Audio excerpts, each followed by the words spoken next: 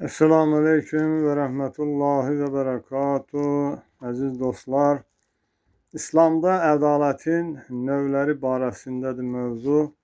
Bir, özünə qarşı ədalət, günahdan uzaq durmaq, nəfsi idarə etmək və özünə zülm etməmək.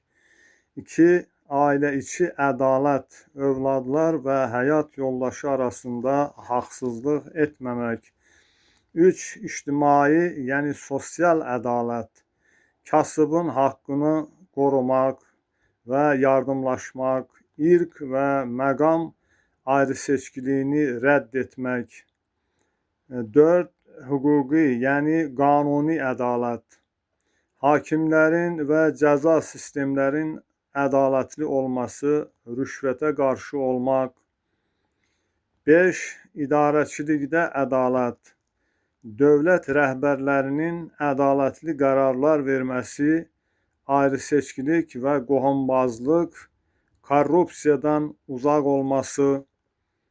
6, ticarət və gündəlik münasibətlərdə ədalət, alverdə dürüstlük, işçinin haqqını vermək və başqasına zülm etməmək.